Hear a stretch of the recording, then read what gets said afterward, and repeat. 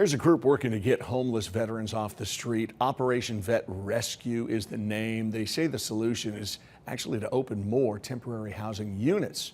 Aubrey Curran tells us more. Carr and Steven Roche are on a mission.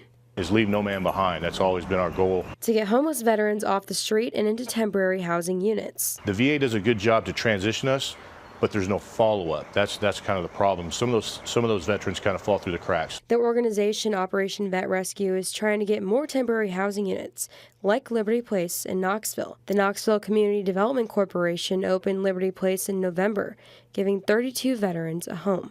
Some of them really didn't have a choice. Carr and Roche want to give more veterans that same opportunity. You know, a lot of them are just in need of structure. That's all it is, and they lost their way for whatever reason. But yeah, they're not out to, you know, hurt anybody or harm anybody. They want to help out. They don't want to hand out. They want to, hand up. Carr operates a search and rescue team in charge of finding these veterans and getting them off the street. 7 deployments, Afghanistan, Iraq, and we'd go in and rescue a soldier or sailor and get them out of there.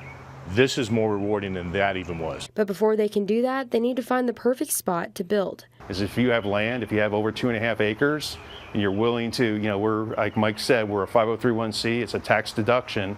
We'd love to use the land, in order to house these folks that are temporary. Because as veterans themselves, the cause is more personal than anything. But we have a lot of respect for them because they served before us, and if it wasn't for them, we wouldn't be here. Learning from them and educating them. And that's really why we're volunteering right now. In Knoxville, I'm Aubrey Curran, WVLT News. If you'd like to help after seeing that story, we have their site and contact information for you, WVLT News app.